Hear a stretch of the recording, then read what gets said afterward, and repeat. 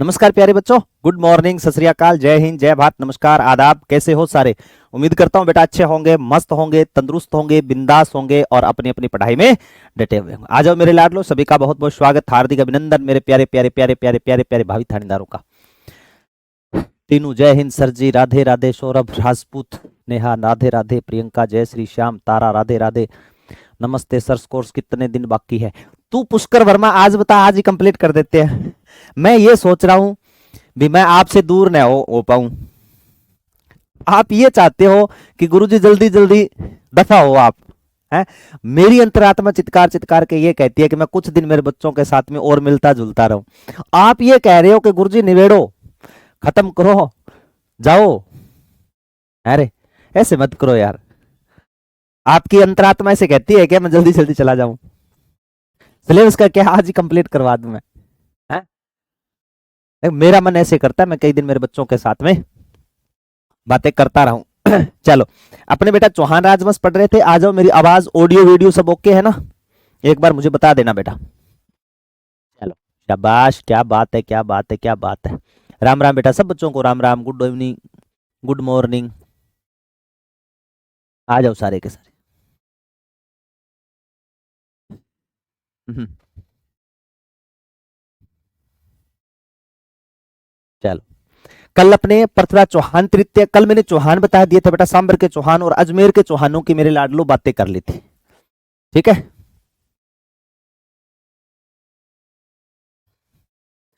और उसमें मेरे बच्चों मैंने आपको चौहान तृतीय के बारे में बता दिया था कि पृथ्वीराज चौहान तृतीय का जन्म 1166 को अनहिल पाटन गुजरात में हुआ था। पृथ्वीराज चौहान तृतीय के पिता का नाम सोमेश्वर चौहान था, माता का नाम कर्पूरी देवी था, प्रधानमंत्री कदम्बवास के मास थे, भुवनमल तोमर के बारे में बताया था। पृथ्वीराज चौहान तृतीय को राय पिथोरा दल पुंगल कहा जाता है, हिंदू सपादेलेश्वर कहा जाता है। पृथ्वीराज चौहान तृतीय ने दिग्विजय नीति अपनाई थी और दिग्विजय नीति के तहत 1178 में, दिग्विजय का मतलब होता है पास पड़ोस के राज्यों को जीतना, दिग्विजय नीति के तहत 1178 में गुड़गांव के युद्ध में अपने चचेरे भाई को पराजित किया था। फिर अपने चचेरे भाई नागार्जुन को 1182 में मूल रूप से हराया था। 1182 के अंदर भंड नायकों को पराजित किया था बेटा। सतलज नदी के पार से आने वाली जाति थी भंड नायक, उनको पराजित किया था। 1182 के अंदर ही पृथ्वीराज चौहान तृतीय ने तुमुल के युद्ध में बुंदेल चंदेल चंदेल बुंदेल बुंदेलखंड के राजा परमारार्दी देव को पराजित किया था। यहां तक बातें मैं उम्मीद करता हूं सारी चीजें बेटा आपके समझ में आ गई होगी। अब देखो, पृथ्वीराज चौहान तृतीय 1184 वाला बच्चे कई बोल रहे थे गुरुजी। देखो लाडलो, सीधा सा है, गहड़वाल वंश का राजा था जयचंद। बाकी कहते हैं मनगढ़ंत कहानी मानी जाती है ये, ऐसा कुछ छाप था नहीं। जयचंद गहड़वाल विजयचंद की संतान थे। कहते जयचंद गहड़वाल और एक तरफ सोमेश्वर,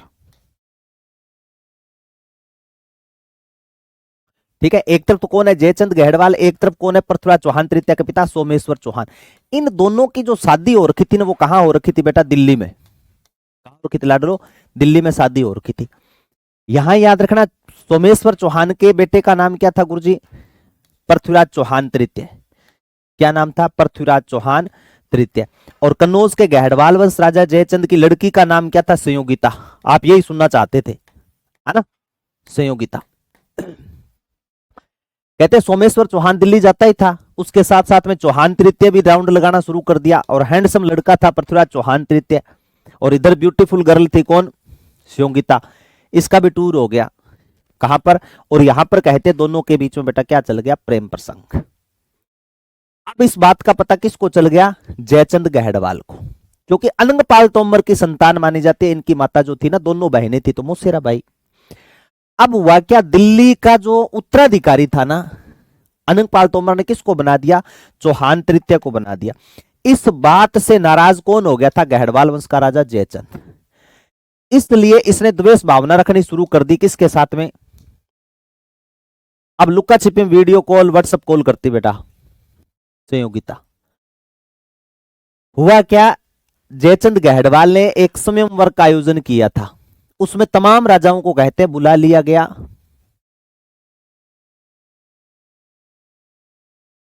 हाँ, 11 वर्ष की आयु में राजा बन गया था। अब सुरेश तू कमेंट मत कर बेटा, गाइडेंस बाद में लेते रहना। अब मैं जो चीजें समझा रहा हूं ना इसको सुन ले, छोड़ दे एक बार जो बात करनी है, ठीक है। 96,675,83,022 मेरे से बात कर लेना बेटा तू सुरेश, ठीक है। अब है ना एक बार थोड़ी सी मैं चीजें समझा रहा हूं, एक तो लेट बैच लिया है, अब अपनी चलती क्लास में बीच में ये करेंगे गाइडेंस दो तो कोई जो पढ़ाया जा रहा है बेटा वो भी समझ में नहीं आएगा, ठीक है। देखो तो कन्नौज के गढ़वाल वंश के राजा जयचंद ने क्या किया था, स्वयंवर का आयोजन किया। स्वयंवर तो जानते हो वर्तमान में तो होता नहीं है, वर्तमान में होता तो पता नहीं कितने साइड में निकल के चले जाते, है ना। और याद रख लेना, मैं शायद कल कौन सी क्लास में बता रहा था, कहीं आप सोचते हो ना, वो कहते हैं ना कि ठुकरा के मेरा प्यार तू मेरा इंतकाम देखेगी, है ना। वो तो बेवफा है, ठुकरा के मेरा प्यार इंतकाम देखेगी, कुछ नहीं देखता, कहने सुनने की बात है। ठुकरा के मेरा प्यार इंतकाम देखेगी, क्या मैं इंतकाम देख सी, वो कोई अच्छा लड़का देखेगी नौकरी लगा हुआ, वो अपने बच्चों को देखेगी, वो फिर अपने पति को देखेगी, फिर अपने बच्चों की पढ़ाई लिखाई कैसे करनी है उनको देखेगी, वो अपने घर को देखेगी, अपने सासू ससुर को देखेगी, अपने बच्चों का पालन पोषण करना है उसको देखेगी, अपने घर खर्चे को देखेगी। फिर देखे रहा को ठुकरा के मेरा प्यार इंतकाम देखेगी, तो कंट्रोल कंट्रोल, है ना। तो संयोगिता स्वयंवर का आयोजन कर दिया, और स्वयंवर के तहत क्या हुआ था मेरे बच्चों, तमाम राजाओं को बुला लिया, लेकिन किसको नहीं बुलाया गया, किसको नहीं बुलाया, पृथ्वीराज चौहान तृतीय को। और जब पृथ्वीराज चौहान तृतीय को नहीं बुलाया गया लाडलो, तो हुआ क्या, स्वयंवर का आयोजन किया गया, संयोगिता की निगाहें किसको तलाश रही थी, चौहान तृतीय को। और चौहान तृतीय के हम सकल एक जहां पर दरवाजे के ऊपर जूते चप्पले उतारे करते हैं वहां पर हूबहू मूर्ति बना करके रख दी, चौहान तृतीय को अपमानित करने के लिए। किसने, जयचंद ने। अब हुआ क्या, गढ़वाल वंश का जो राजा जयचंद था ना, इसने कह दिया कि बेटा स्वयंवर है, जो तुझे लड़का पसंद आए उसके गले में माला डाल दे, उसके साथ में तेरा विवाह कर लूंगा, लेकिन चौहान तृतीय का नाम मेरे साथ में मत लेना। ये कुछ नहीं बोले। अब जैसी थाल लेकर के नीचे उतरी तो देखा राजा बैठे थे, कोई पैंट कोट पहन गए, सारा ऊंचा हो, देखा ये मैं अठासी बैठे हूं, मैं यहां बैठा हूं, हाथ हिलाए हेलो, कोई सुनाई नहीं करे। इसकी निगाहें किसको देख रही थी, ये दिखाई नहीं। फिर देखा कि द्वारपाल जहां खड़ा रहता ना वहां पर एक मूर्ति हूबहू चौहान तृतीय जैसी है, ये यहां से गई और जो वरमाला थी ना किसके गले में डाल दी, उस पत्थर की जो प्रतिमा बनी हुई थी ना उसमें। सर बोले सुन साबा सुन प्यार की धुन, मैंने तुझे चुन लिया तू भी मुझे चुन, आ ले। किसको चुन लिया,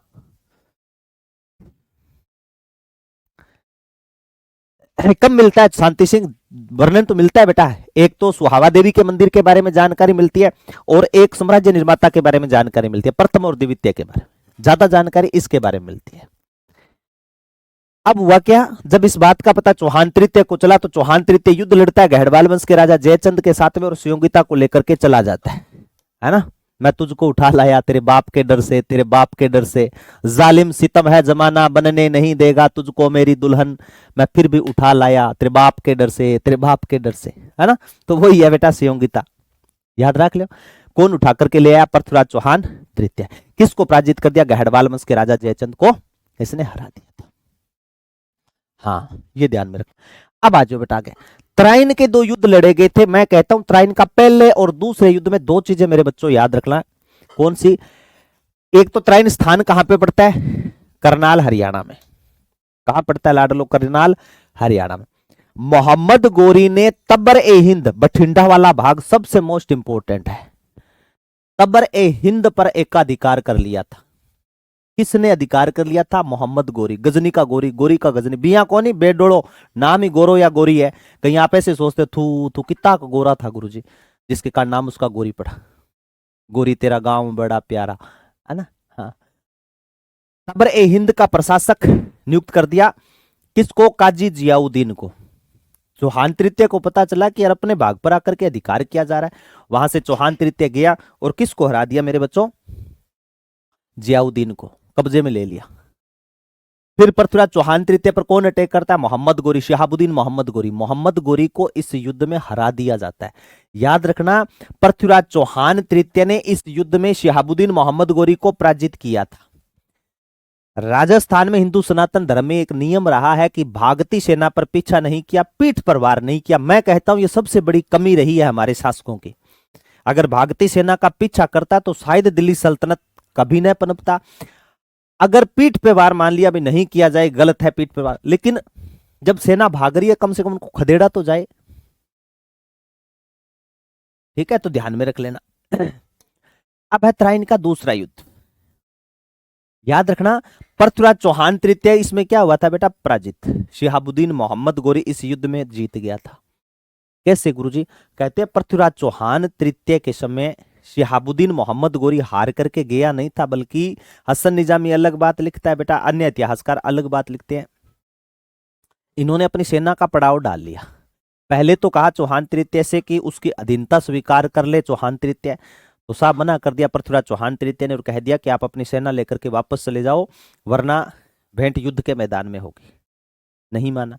फिर दूसरा इसके पास संदेश पहुंचाया शिहाबुद्दीन मोहम्मद गोरी ने पृथ्वीराज चौहान तृतीय के पास में कि देख, मैं वापस चला जाऊंगा, मैं तेरे साथ में संधि करना चाहता हूं, और संधि के बाद में मेल मिलाप करके मैं यहां से वापस चला जाऊं। अपने पृथ्वीराज चौहान तृतीय उसकी चालबाजी को पहचान नहीं पाया था। हुआ क्या मेरे बच्चों? पृथ्वीराज चौहान तृतीय तो अपनी सेना के साथ में मस्त था, और रात्रि के समय क्या हुआ, छोटी सी सेना की टुकड़ी लेकर के मोहम्मद गोरी से मिलने चला गया। उधर से पूरी तरह अपनी सेना तत्पर करके ला करके बैठ गया था 1192 में करनाल के मैदान में पृथ्वीराज चौहान तृतीय के सामने मोहम्मद गोरी। अब जैसी सुबह सेना सोच क्रिया आदि करने के लिए निकली ना पृथ्वीराज चौहान तृतीय की, तो उस समय मेरे लाडलो अचानक दावा बोलता है। अचानक किसने दावा बोल दिया गुरुजी? अचानक ही दावा बोल दिया शिहाबुद्दीन मोहम्मद गोरी ने। अपने वाले को संभलने की जगह ही नहीं मिली, संभलने की बेटा जगह ही नहीं मिली, और इस युद्ध के अंदर पृथ्वीराज चौहान तृतीय को बंदी बना लिया गया था। पहले 4 बातें इसकी, फिर आगे की बात बताता हूं। ठीक है, पृथ्वीराज चौहान तृतीय का कौन सा सेनापति था इसके अंदर? खांडेराव। पृथ्वीराज चौहान तृतीय के साथ में कौन से सेनापतियों ने कहते विश्वासघात किया था? सोमेश्वर व प्रताप सिंह। इनके नाम भूलना मत बेटा, सोमेश्वर व प्रताप सिंह। इस युद्ध में पृथ्वीराज चौहान तृतीय का कौन सा सेना नायक था? उदयराज सिंह, जो सैनिक सहायता लेने के लिए पहुंचा हुआ था, लेकिन सही समय पर सैनिक सहायता लेकर के नहीं पहुंच पाए। तो इसमें देखो 3-4 बातें हैं। आपसे कभी नहीं पूछेगा टेरेन का युद्ध, तराइन का युद्ध कब लड़ा गया, कौन जीता कौन हारा, पुरानी बातें हो गई। खंडेराव सेनापति था। विश्वासघात किसने किया? तो आप कहोगे गुरुजी सोमेश्वर और प्रताप सिंह ने। सही समय पर सैनिक सहायता लेकर के कौन नहीं पहुंच पाया? आप कहोगे उदयराज। ठीक है, ये देखो इस युद्ध के बाद में सल्तनत काल की भारत के अंदर स्थापना हो जाती है, और शिहाबुद्दीन मोहम्मद गोरी अकेला नहीं आया था। शिहाबुद्दीन मोहम्मद गोरी के साथ में मेरे लाडलो आने वाला था आपके ख्वाजा मोइनुद्दीन चिश्ती। ठीक है ना? हाँ, ये अमित तिवारी ने बहुत अच्छी बात लिखी है कि सर आज पाक बंगला, आज पाक, ये क्या लिखा है? हाँ, पाक बांग्लादेश न होता अगर भागते सेना का पीछा करते और मार देते तो। मैं अमित तिवारी तेरी बात से 100 आने सहमत हूं बेटा, शायद ऐसा न हो पाता। ठीक है ना? चलो अब यहां पर एक चीज और याद रख लेना बेटा। कहते हैं पृथ्वीराज चौहान तृतीय को बंदी बनाया गया था। किसको बंदी बनाया गया था बेटा? पृथ्वीराज चौहान तृतीय को बंदी बना लिया। किसने बंदी बना लिया? बंदी बना लिया मोहम्मद गोरी ने। बंदी किसने बनाया बेटा? मोहम्मद गोरी ने पृथ्वीराज चौहान तृतीय को मेरे लाडलो क्या बना लिया गुरुजी? बंदी बना लिया। और इसने क्या किया? पृथ्वीराज चौहान तृतीय की जो दोनों आंखें थी ना बेटा, आंखें नोच ली, आंखें फोड़ दी थी। आप सोच करके देखो उस योद्धा के साथ में कितनी विपदा पड़ी होगी। पृथ्वीराज चौहान तृतीय को बंदी बनाने के बाद में शिहाबुद्दीन मोहम्मद गोरी ने आंखें फोड़ दी थी। किसकी आंखें फोड़ दी गुरुजी? चौहान तृतीय। आंखों के अंदर कहते हैं नमक मिर्च तक डाल दी थी आंखों में। आप देखो कहीं चोट लग जाए या हाथ जल जाए, उस पर नमक मिर्च लग जाए, कितनी जलन होती है। चौहान तृतीय की दोनों आंखें निकाल दी गई और उसके बाद में नमक मिर्च डाल दिया गया था, जंजीरों के अंदर जकड़ा हुआ। इस समय मेरे बच्चों नाम आता है पृथ्वीराज चौहान तृतीय का एक दोस्त, वफादार मित्र, जिसके बारे में कहा जाता है एक थाल जन्म और एक थाल मरण, चंद बरदाई, जिसका ग्रंथ माना जाता है पृथ्वीराज रासो, है ना, जो राजस्थानी भाषा का सबसे बड़ा महाकाव्य है, हिंदी भाषा का नहीं है। पृथ्वीराज रासो ग्रंथ किसका है? चंद बरदाई। अच्छे मित्र थे। चंद्रबरदाई सोचता है कि मुझे मेरे मित्र को छुड़ाना है। चंद्रबरदाई युद्ध भी लड़ता है और बाद में एक साधु का वेश बना करके चंद्रबरदाई कहां पहुंच जाता है? गजनी। कहां पहुंच गया बेटा? गजनी पहुंच गया था। पृथ्वीराज चौहान तृतीय से सीधा मिलना संभव नहीं था, तो साधु के वेश में किससे मिला? मोहम्मद गोरी से। ठीक है, तलाशी ली गई, पैर के अंदर कटार छुपा करके लेकर के गया था। हुआ क्या बेटा? यहां से पृथ्वीराज चौहान तृतीय के बारे में चर्चा होती है मोहम्मद गोरी के साथ में। चंद्रबरदाई ने भेद नहीं दिया था भी मैं उसका मित्र हूं, साधु के वेश में गया था। और उसके बाद में जब दुश्मन की बात आई तो मोहम्मद गोरी ने कहा मेरा सबसे बड़ा दुश्मन मेरा पृथ्वीराज चौहान तृतीय है और कल उसे मृत्युदंड दिया जाएगा। तो चंद्रबरदाई ने कहा कि अगर आपकी इजाजत हो तो मैं चंद मिनट देखना चाहता हूं आपका ऐसा कौन सा दुश्मन है, और मैं चंद मिनट मुलाकात करना चाहता हूं। जब ये बात बोली गई तो मोहम्मद गोरी ने टाइम दे दिया, भी आप मिलके आ सकते हो।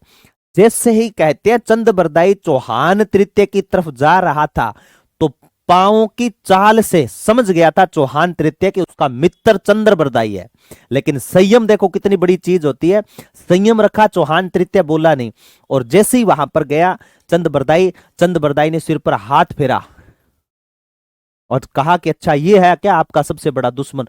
तो ये बात भांप गया था चौहान तृतीय। कोई नहीं था उस समय। चंद्रबरदाई से कहता है चौहान तृतीय कि अगर कटार लाए हो ना तो मुझे मौत के घाट उतार दो, मैं बहुत ज्यादा पीड़ा से तड़प रहा हूं। आंखें फोड़ दी गई, नमक मिर्च डाला गया, इतना मान लो सोचते हैं ना तो पता नहीं ऐसे रोंगटे खड़े हो रहे हैं बेटा। तो इतना तड़फाया गया पृथ्वीराज चौहान तृतीय को, इतनी पीड़ा दी गई, इतनी यातनाएं दी गई। कुछ ही समय की मुलाकात थी तो चौहान तृतीय से कहते हैं चंद्रबरदाई कि आप फिक्र ना करें, मैं आ चुका हूं अभी। तो होना क्या था, इतने मोहम्मद गोरी साधु बिल्कुल सैनिक वेश में रहता था, वो आया और उसने आकर के कहा कि आपका समय कंप्लीट होता है, चलते हैं। तब यहां पर पृथ्वीराज चौहान तृतीय के बारे में चंद्रबरदाई कहता है कि अरे यार ये तो शब्द भेदी बाण चलाने में बड़ा निपुण है, क्यों न कल इसका तमाशा देखा जाए। तो मोहम्मद गोरी ने कहा कि कल तो मृत्युदंड देना है, कि भले मृत्युदंड दो लेकिन कल इसका तमाशा जरूर देखे, उसके बाद में मृत्युदंड दे देना। ठीक है। अगले दिन दरबार सजा, मोहम्मद गोरी अपने आसन पर बैठा है, चंद्रबरदाई भी वहां पर था। चौहान तृतीय के बारे में चंद्रबरदाई से मोहम्मद गोरी कहता है कि आप आदेश दो कि वो शब्द भेदी बाण चलाए। विश्वास नहीं किया था। किसने विश्वास नहीं किया? मोहम्मद गोरी ने कि यार शब्द भेदी बाण चलाने से क्या होता है? शब्द भेदी बाण तो कोई चला दे, मैं चला दूं। तब कहा कि आप नहीं चला सकते। कर तू कह रहा शब्द भेदी बाण चलाने से क्या होता है? हमारे तो पूरी रामायण होगी शब्द भेदी बाण से।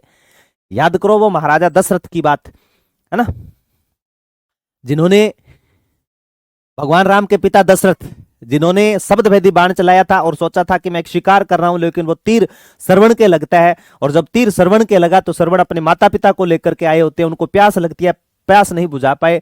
जब आपके दशरथ पहुंचे कि यहां पर मेरे से अनर्थ हो गया, मैं किसी पशु को शिकार करना चाहता था, ये तो मनुष्य है, फिर माफी मांगते हैं तो श्रवण कहता है मैं माफ तो नहीं कर सकता और माफी देने के मैं एक शासक को लायक भी नहीं हूं, आप ये पानी है मेरे माता पिता तक पहुंचा दीजिए। अब वो पानी लेकर के जब पहुंचे श्रवण के माता पिता के पास में, तो श्रवण के माता पिता पहचान चुके थे कि ये मेरा बेटा नहीं है। तो पूछा जाता है कि मेरा बेटा कहाँ है, तो दशरथ नहीं बता पाते कि आपका पुत्र कहाँ है। तो वो कहते हैं, माफी मांगते हैं कि मेरे से ये अनर्थ हो गया, आप मुझे माफ कीजिए। तो वो बूढ़े माता पिता क्या कहते हैं राजा दशरथ से कि हम आपका क्या ही बिगाड़ सकते हैं, हम तो दोनों अंधे हैं, हमारा पुत्र भी हमसे छिन गया, तो अब हमारे पास में बचा क्या है। लेकिन दशरथ, जिस प्रकार आज हम तड़प तड़प के मर रहे हैं अपने बेटे के वियोग में, एक दिन तुम भी ऐसे तड़प तड़प करके मरोगे। वो श्राप लगता है राजा दशरथ को, और राजा दशरथ न चाहते हुए अपने बेटे राम को वनवास देते 14 साल का, और उनके वियोग में तड़प तड़प करके मरते हैं। तो मोहम्मद गोरी, आप कहते हो शब्द भेदी बाण, ये हमारे तो पूरी रामायण पड़ी है शब्द भेदी बाण पे। जब ये बात बोली गई तो उसने कहा कि फिर तो तमाशा देखा जाए। अब हुआ क्या, मोहम्मद गोरी ने कहा चंद्रबरदाई से कि आप उनसे बोलो कि शब्द भेदी बाण चलाया जाए।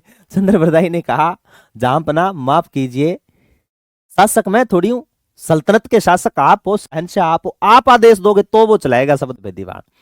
यहां आदेश देता है चंद्रबरदाई, सॉरी मोहम्मद गोरी को, मोहम्मद गोरी पृथ्वीराज चौहान तृतीय को कि शब्द भेदी बाण चलाया जाए। इतने में चंद्रबरदाई बोल बैठता है कि 4 बांस 24 गज, 4 बांस 24 गज अंगुल अष्ट प्रमाण ता ऊपर सुल्तान है, मच चुके चौहान, मच चुके चौहान। दिशा बता दी थी कि 4 बांस और 24 गज, यानी 4 बांस 24 गज, अंगुल अष्ट प्रमाण, ठीक है, 8 अंगुल, 4 बांस 24 गज और 8 अंगुल, 4 बांस 24 गज, अंगुल अष्ट प्रमाण, ता ऊपर सुल्तान है, मच चुके चौहान, ता ऊपर घड़ियाल है, मच चुके चौहान। इतनी दूरी पर सुल्तान बैठा है, चूकना मत चौहान तृतीया, इतना कहना था कि शब्द वेदी बाण चलाया और वो जाकर के लगता है मेरे बच्चों किसके, शिहाबुद्दीन मोहम्मद गोरी कर, मोहम्मद गोरी ढेर। आव देखा न ताव देखा, चंद्र बदाई ने कटार निकाली, पहले पृथ्वीराज चौहान तृतीया को मारा और फिर कटार घोंप करके खुद ने वहां पर अपनी आत्महत्या कर ली थी। कहते हैं, तब कहते हैं एक थाल जन्म और एक थाल मरण, एक साथ ही जन्मे और एक साथ ही मौत को गले लगा लिया।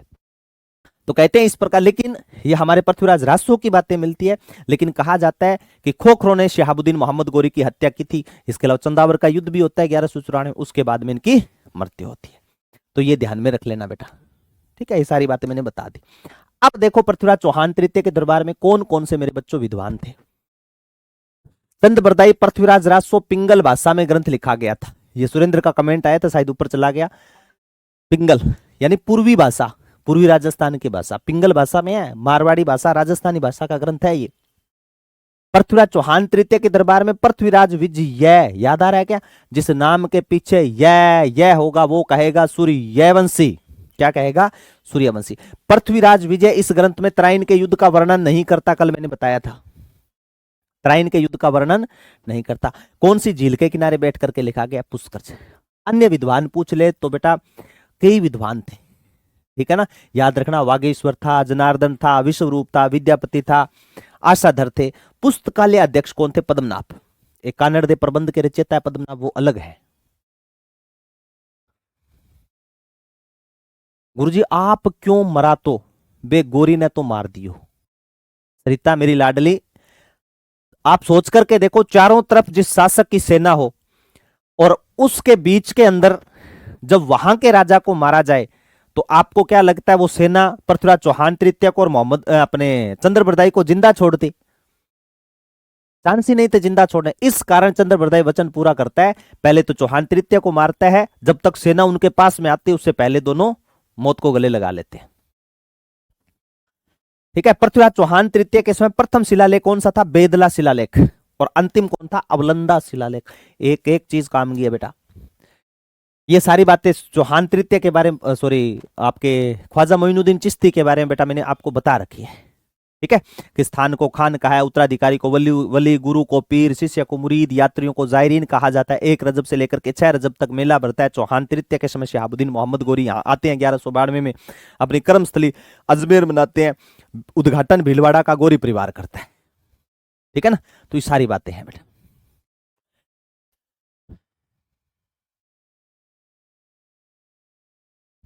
इसका बेटा करता है बेटा शांति सिंह, ठीक है। अब कमेंट करके बताओ पृथ्वीराज चौहान तृतीय के पुत्र का नाम क्या था जिसने पृथ्वीराज रासो ग्रंथ कंप्लीट किया था। चलो ये सारी बातें तो आपको बताई हुई। देखो स्थान को खान का है, मुरीद यात्रियों को जायरीन, शेख उस्मान हारिन, गुरु का नाम आ जाए, ठीक है। सुल्तान उल हिंद की उपाधि, चिश्ती को आफ्ताब हिंद कहा जाता है, कर्म भूमि अजमेर को बनाया, बुलंद दरवाजा, तमाम चीजें बेटा मैंने समझा रखी है ना, सूफी संतों मैंने करवा रखी है। अब आ गया बेटा रणथंबोर के चौहान। यह एक चीज याद रख लेना मेरे बेटो,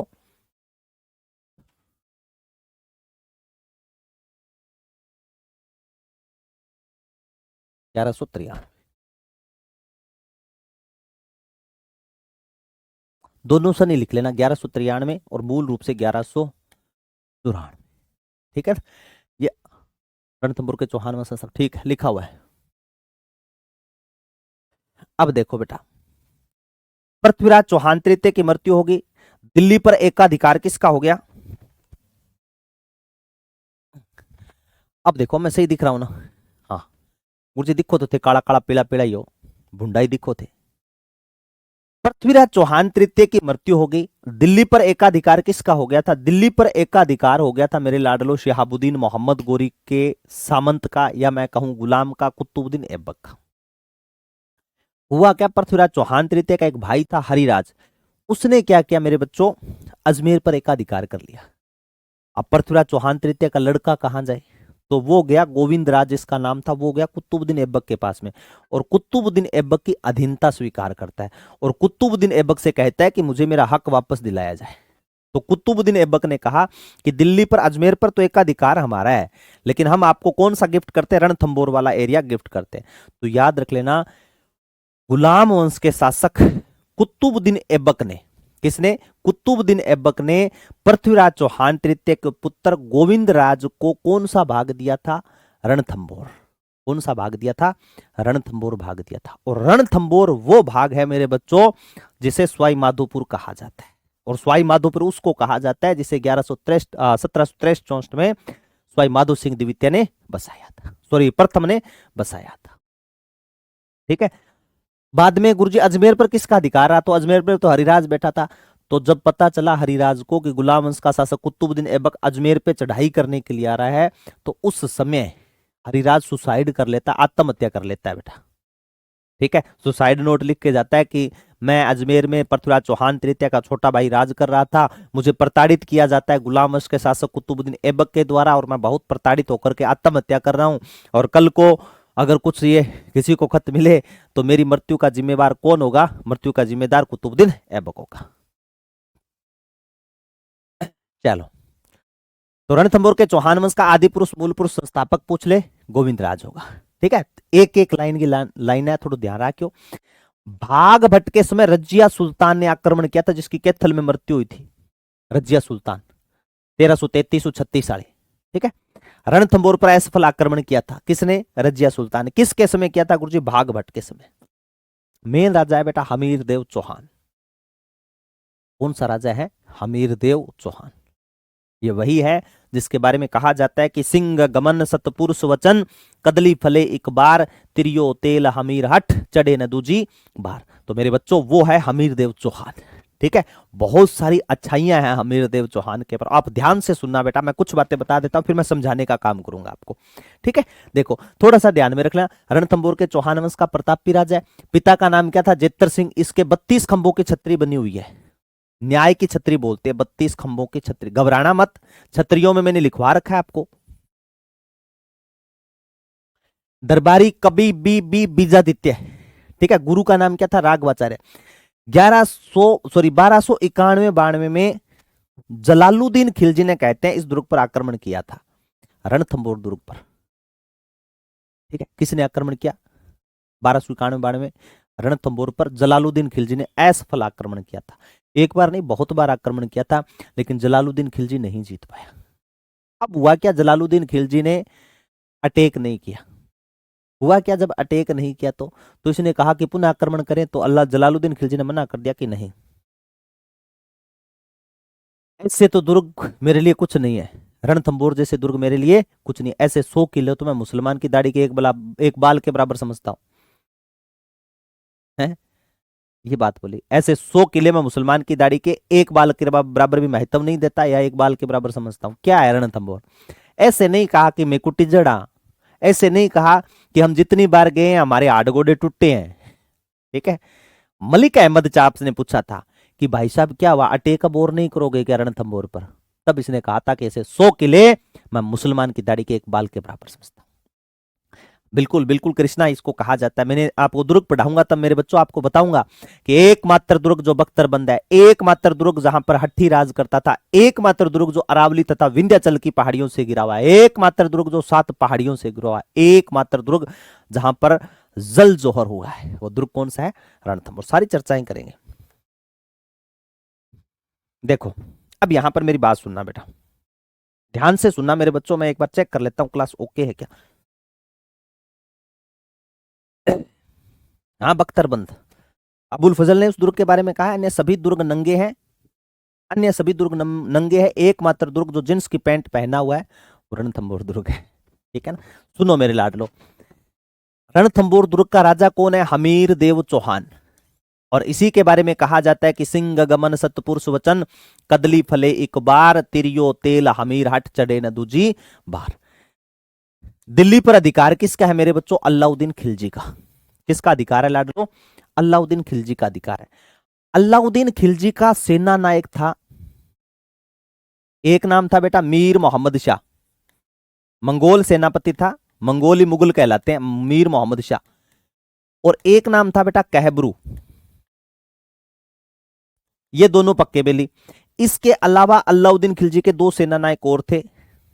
इसका एक छोटा भाई था जिसका नाम था उल्लुग खां। क्या नाम था बच्चों? उल्लुग खां। और एक का नाम था नुसरत खां। ये दोनों पक्का बेली। आप में भी कई पक्के बेली होंगे। अब देखो,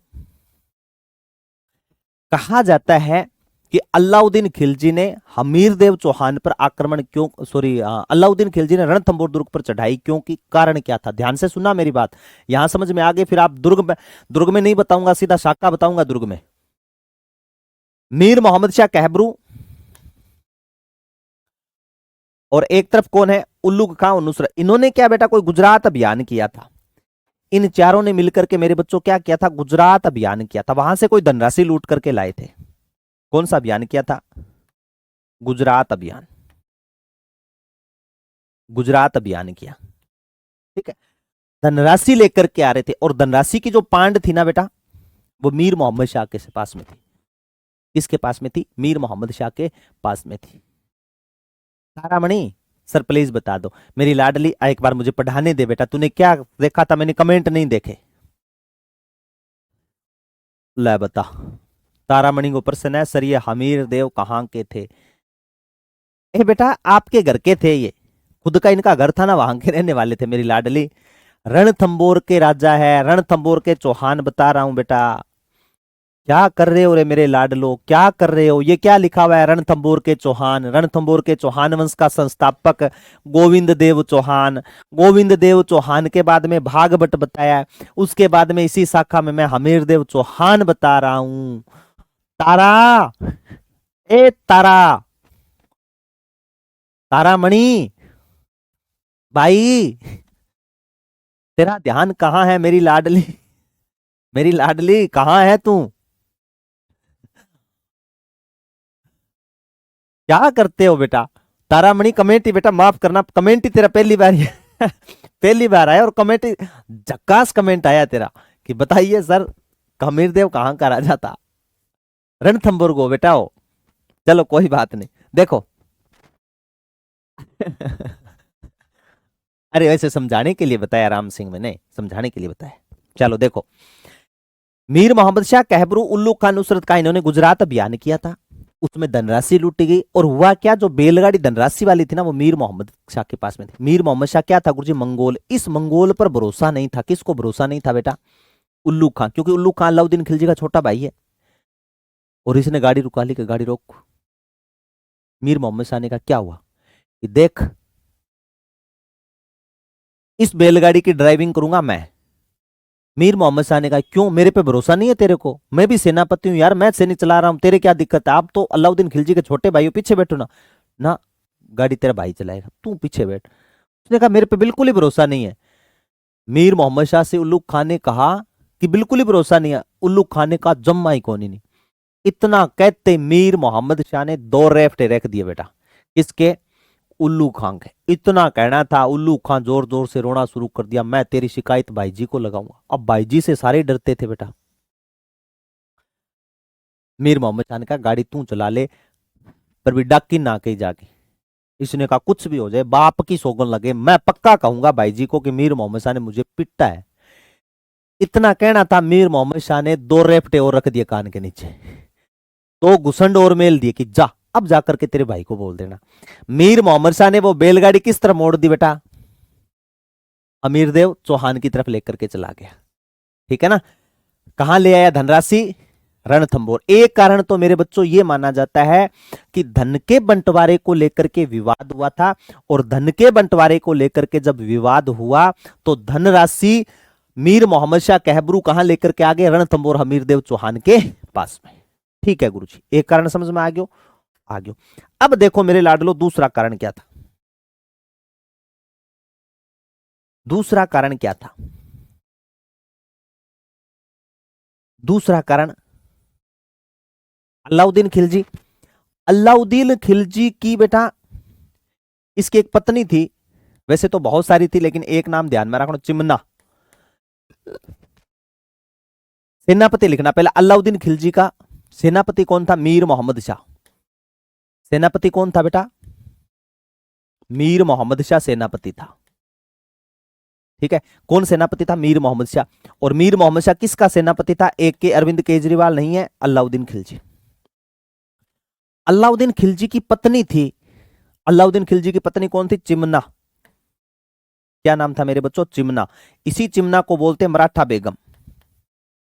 इसको क्या बोलते हैं मेरे बच्चों? मराठा बेगम कहा जाता है।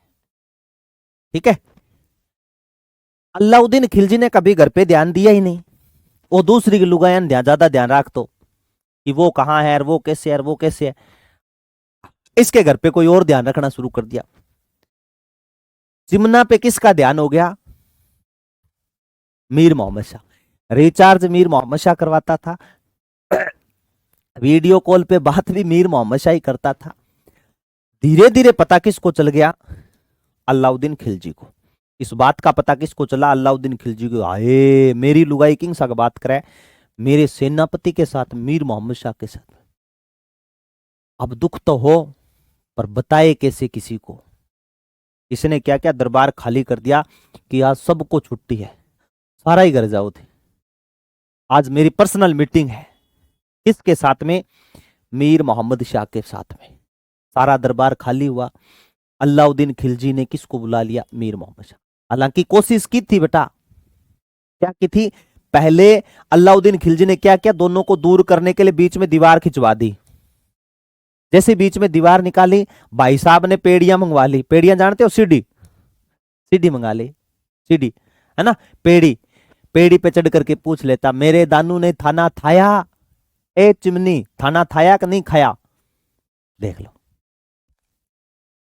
अब हुआ क्या यहां पर मेरे बच्चों? मीर मोहम्मद शाह बाज नहीं आया।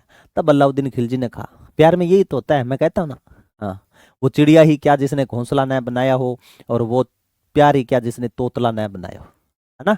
हाँ, मैं तेरे लिए चांद तारे तोड़ लाऊंगा, टूटा कौन ही ढंगू बोरिया, कैसे चांद तारे तोड़ ले आएगा रे। तू धरती पे चाहे जहां भी रहेगी, मैं तुझे तेरी खुशबू से पहचान लूंगा। कुत्तियों हो गए लारले जन्म में, गंडक था क्या जो सूंघता फिर रहा? हाँ, किधर है खुशबू से? कैसे पहचान लेगा तू खुशबू से? परफ्यूम बांध मतिला कैसे पहचान लेगा? दिल चीर के देख तेरा ही नाम होगा। चाकू लिया, चीर के देखा, नाम है कौन? यार हार्ट नाम की भी तो कोई चीज होती है, हद है।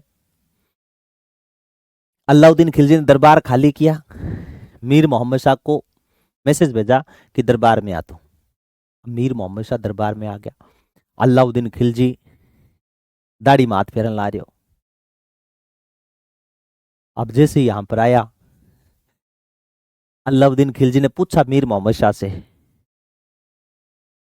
बादशाह सलामत रहे, कैसे हो आप, क्या हाल है? अब अलाउद्दीन खिलजी बेचारा क्या बोले, उसने कहा बस ठीक है, झूठी हंसी हंसे, ठीक है। अब अलाउद्दीन खिलजी ने पूछा मीर मोहम्मद शाह, तेरा क्या हाल है? उसने कहा मजे ही मजे, अपने तो मजे मजे है। मजे तो नहीं थे, सिमना जो संग थी। अलाउद्दीन खिलजी ने समझाया मीर मोहम्मद शाह को कि मीर मोहम्मद शाह देख, तू मेरे साथ हरम में चल। हरम होता है बेटा जहां पर बहुत सारी रानियां बेगमें होती है, दासियां होती है। अलाउद्दीन खिलजी ऑफर देता है मीर मोहम्मद शाह को कि तू मेरे साथ हरम में चल, वहां जो भी बेगम पसंद आए, जो भी दासी तुझे मेरे लाडले पसंद आए ना, वो तू लेकर के चले जाना, पर मेरी चिमनी ना बुझा। किन बख्श दे? चिमना को बख्श दे। मीर मोहम्मद शाह बोले ही नहीं बेटा, फुटे ही कौन ही नहीं, चुप होकर के खड़ा हो गया। अलाउद्दीन खिलजी ने कहा मीर मोहम्मद शाह से कि अरे कुछ तो बोल। मैं नहीं बोलूंगा। अरे अलाउद्दीन खिलजी ने कहा कुछ तो फूट तू, कुछ तो बोल। तब मीर मोहम्मद शाह पता है क्या कहता है? कि मैं उसूलों से बगावत नहीं करने वाला, मैं उसूलों से बगावत नहीं करने वाला, मैं तौहीन मोहब्बत नहीं करने वाला। ये नजराना मुझे ना पेश करो साहिब, मैं चिमनी को छोड़ के किसी और पे नहीं मरने वाला। आपा चिमनी का दीवाना, हाँ चिमनी का ही दीवाना रहांगा। अब किसी के पति के सामने उसकी पत्नी के प्रेम का इजहार करना मतलब ठोकी जन का लक्षण करा है, जूत खान का लक्षण करा है।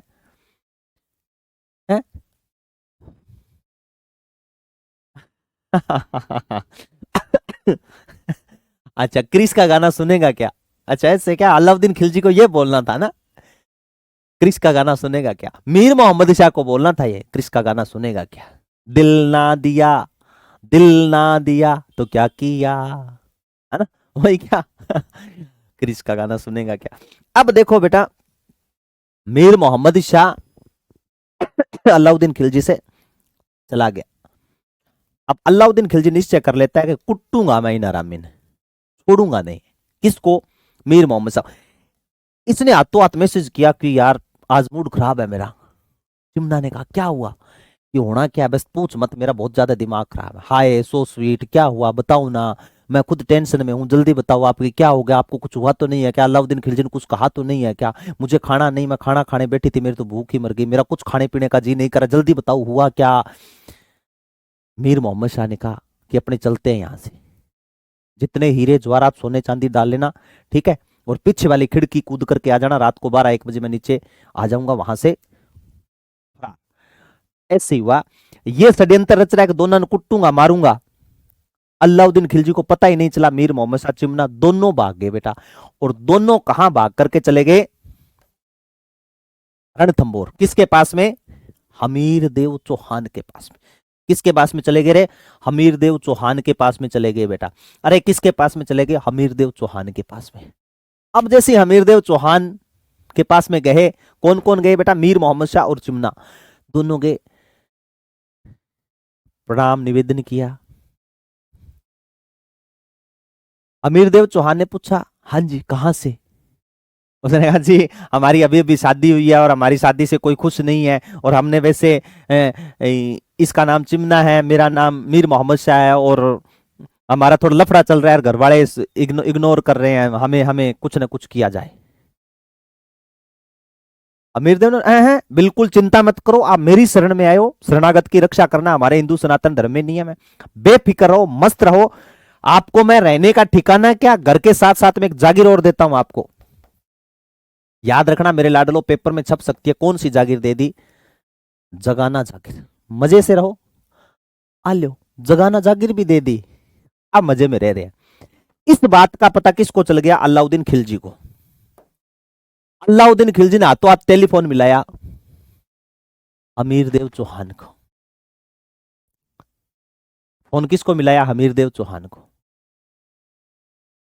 हमीर देव चौहान ने फोन उठाया। अलाउद्दीन खिलजी ने कहा कि कौन बोल रहा है? तो उसने कहा मैं हमीर देव चौहान बोल रहा हूं। आप कौन? अलाउद्दीन खिलजी ने कहा मैं दिल्ली का बादशाह बोल रहा हूं अलाउद्दीन खिलजी। तो हमीर देव चौहान ने कहा तो फिर क्या करा? उसने कहा करना करुणा कुछ नहीं है, तू ये बता तेरे पास में कोई नया जोड़ा आया है क्या?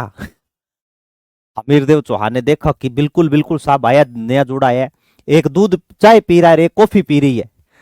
अलाउद्दीन खिलजी को पक्का शक हो गया कि पक्की चिमनी है बेटा, क्योंकि जो चिमनी थी ना बेटा वो कॉफी पिया करती थी, चाय नहीं पीती थी। अब पता चल गया कि वो ही है।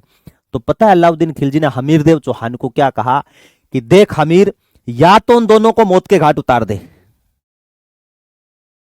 उसने कहा अगर मैं उतारूं तो या फिर दोनों को बंदी बना, और बंदी बना करके मुझे सौंप। साधारण सी बात है बेटा, कोई विवाद हो जाते तो अपने में पूछते क्या बात होगी, क्या बात होगी, क्या हुआ क्या हुआ, पूछते हैं कि नहीं पूछते? तो यही बात इसने पूछा था। हमीर देव चौहान ने अलाउद्दीन खिलजी से पूछा कि भाई साहब बात क्या हो गई, हुआ क्या? उसने कहा कुछ नहीं हुआ, या तो उनको मौत के घाट उतार या मेरे पास लेकर क्या। अब बेचारा कैसे बताए अलाउद्दीन खिलजी, मेरे लुगाउड़ तो बाजुड़ो विंग्स आ गए। अब ऐसे थोड़ी बताएगा अमीर देव चौहान को कि मेरी पत्नी भागी हुई है रे उसके साथ में, कैसे बताऊं तुझे, तू मेरे दिल का दर्द तू नहीं समझ सकता रे हमीर, तू नहीं समझेगा रे, तुरे को जितना बोला उतना कर। हमीर देव चौहान ने मना कर दिया। उसने कहा मेरी शरण में आया हुआ है, ठीक है, और शरणागत की रक्षा करना हमारे हिंदू सनातन धर्म में, ये भारतीय संस्कृति है। अलाउद्दीन खिलजी नाराज हो गया, तो तू भी तैयार हो जाए। इसने कहा मोस्ट वेलकम।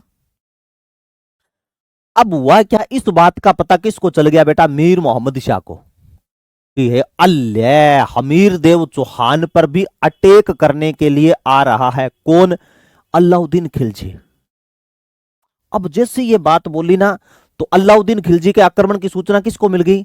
मीर मोहम्मद शाह। मीर मोहम्मद शाह अपने कमरे से निकल करके दरबार में बैठा था, वहां से निकल करके सीधा किसके पास में पहुंचा? अपनी जान के पास में। जान क्या थी? चिमना। इसके पास में पहुंचा और चिमनी ने जागे क्यों कि चिमना भाजा के भागे क्या यहां से। इसको गुस्सा आ गया चिमना को, किस पे? मीर मोहम्मद से, कि मरन जोगा लारले जन्म में घोड़ो के, पिछले जन्म में घोड़ा था क्या? तो मिनट को भाजा, कहां भागे?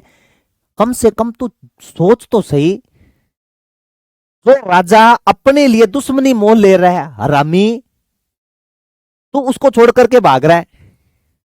मेरू कौन बाजे? मेरे से नहीं भागा जाएगा, तू बाजा बाजा तो। तब इसने कहा चलो तेरे बगैर तो मैं भाग करके करूंगा ही क्या, अगर तू नहीं भागेगी तो मेरे सांस फटी जाएगा। ठीक है, तू सांस में होती है तो सांस भी कौन फटी जाए। अब देखो बेटा, मीर मोहम्मद शाह और चिमना किसका सहयोग करते हैं? हमीरदेव चौहान। हमीरदेव चौहान मौनव्रत में था बेटा उस समय। इसको शक हो गया कोई तो लफड़ो है, कोई ना कोई तो लफड़ा है, ऐसे तो नहीं आक्रमण कर सकता। तो उसने कहा भी वो 1599 में एक युद्ध लड़ता है बेटा, युद्ध करता है, सॉरी 1299 के अंदर। अब हुआ क्या, अलाउद्दीन खिलजी के पास में हमीरदेव चौहान संदेश पहुंचाना है, जो सैनिकों को भेजता है विश्वास पात्र थे बेटा रणमल और रत्तीपाल। पैसा देख लो मेरे बच्चों क्या क्या करवा सकता है, विश्वासघात।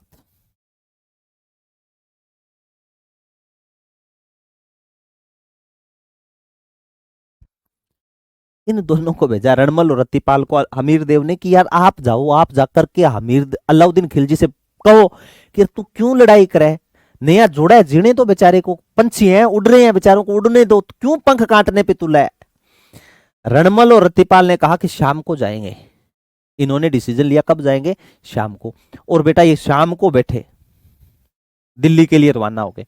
और जैसे ही शाम को दोनों गए अलाउद्दीन खिलजी के दरबार में, अलाउद्दीन खिलजी बेहद खुश, आओ आओ आओ, दरबार में आए रणमल रत्तीपाल। फिर इनसे पूछा कि यार शाम ढले आए हो, रात्रि विश्राम करेंगे, खूब बातें करेंगे, अब शाम का समय आप चाय पियोगे या कुछ और पीने की इच्छा है? हाँ, रणमल रत्तीपाल मुस्कुराए कि अब शाम के समय तो चाय कौन पीता है यार, मौसम कितना सुहाना बना हुआ है, इधर बादल भी हो रखे हैं, है ना, ठंडी ठंडी हवाएं चल रही है, तो कुछ और कुछ हो जाए। अब जैसे ही और कुछ की बात कही तो अलाउद्दीन खिलजी समझ गया, बड़ा तेज आदमी था। इसने शाम को फिर चू मंगवा ली बेटा, पीने वाली, है ना, वोदका, ऑफिसर चॉइस, लाल ढक, नीला ढक, किंग फिशर, पता नहीं कौन कौन से ब्रांड मंगा लिए, नमकीन साथ में, एक दो बकरा और काट लिया साथ में, है, गदिया गुदिया काट के तैयार कर लिया, तड़क भड़क के साथ में। मैंने दारू की बात की है, शराब की बात की है, कोई बता सकता है मुझे कमेंट करके? राजस्थान की वह कौन सी जनजाति है जिसमें स्त्री और पुरुष दोनों साथ में बैठ करके शराब पीते हैं? बताओ, वह कौन सी जनजाति है जिसमें स्त्री और पुरुष दोनों साथ में बैठ करके शराब पीते हैं? बताओ, ठंडी ले आओ, है क्यों, क्या बात है सुथार जी? हाँ, अच्छा टीनू, बताओ। एक ही जनजाति है, कथोड़ी। कौन सी है बेटा? कथोड़ी। और ब्रांड का नाम बहुत बताने ला रहे हो, कंट्रोल। हुआ क्या मेरे बच्चों, कथोड़ी जनजाति। कौन सी थी? कथोड़ी। नहीं याद रहे तो ऐसे याद रखना, भील नहीं है बेटा, कथोड़ी। कै थोड़ी थोड़ी दोनों लगावा, कै तो शाबाश, सुरेंद्र का सही है। कै थोड़ी, कै थोड़ी, कै थोड़ी, कै थोड़ी, कै थोड़ी, कथोड़ी, कथोड़ी, कथोड़ी, अरे कै थोड़ी थोड़ी दोनों लगावा, कै थोड़ी, कथोड़ी। कथोड़ी जनजाति के अंदर स्त्री और पुरुष दोनों साथ में बैठ करके शराब पीते हैं। चेयर्स, क्या मजा है, देख लो ना, कथोड़ी जनजाति, लोग लुगाई दोनों साथ में बैठ करके शराब पीते हैं। मान लो पति पैंक बना रहा है और पत्नी अंदर खाना बना रही है, उसको पता चल गया कांच के गिलास बज रहे हैं, तो हाथों हाथ हेलो मार देती, हाँ जी सुनते हो जी, एक पैंक मेरा भी बनाना, मैं तवे पे रोटी घेरते ही आई। चेयर। अगर पति काम पे गया हुआ है, काम से लेट आ गया और मौसम सुहाना बना हुआ है, बादलवाई होड़ी है, और पत्नी का मन कर गया कि पति तो लेट आएगी, दो घुट लगा ले, बस पत्नी पहले बोतल खाली, पति घर पे आया, न खाना पीना बना हुआ, बोतल खाली, गिलास रुड़ता फिर, कोई गिलास इधर पड़ा है, कोई इधर पड़ा है, नमकीन वाले पैकेट बिखरे पड़े हैं, पत्नी पूरी तैयार है पैंक लगा करके। पति ने पूछा खाना नहीं बनाया? आज खाना पति के हाथ का ही खाएंगे, है ना। पेकियां च पई फिर बंद बोतले ने, हाँ पेकियां च क्या, ठेकियां च पई फिर बंद बोतला ने, वही टुटे दिला नु सहारा देंदी है ना। हाँ, आले यार तो याद रखोगा ना, कैथोड़ी थोड़ी कैथोड़ी कथोड़ी कथोड़ी कथोड़ी जनजाति के अंदर, कैथोड़ी थोड़ी कथोड़ी जनजाति में स्त्री और पुरुष दोनों साथ में बैठ करके मेरे बच्चों क्या पीते हैं, शराब पीते हैं। रणमल और रतिपाल ने जैसे ड्रिंक की, उसके बाद में अलाउद्दीन खिलजी ने लालच दिया कि देखो मैं तो यहां रहूंगा नहीं, आप रणथंबोर के राजा बन जाना, आप राज करना, मैं तो वापस चला जाऊंगा, लेकिन मेरी एक शर्त है, आप मेरा साथ दोगे। तो विश्वासघात किसने किया था मेरे बच्चों, रणमल और रतिपाल ने अलाउद्दीन खिलजी के साथ में मिल लिए, और विश्वासघात किसके साथ में किया, हमीरदेव चौहान। कहा जाता है कि हमीरदेव चौहान ने अपने जीवन में कुल 17 युद्ध लड़े थे, एकमात्र युद्ध हारा था 11 जुलाई 1301 को, वो किन आरामियों के कारण, रणमल और रतिपाल के कारण।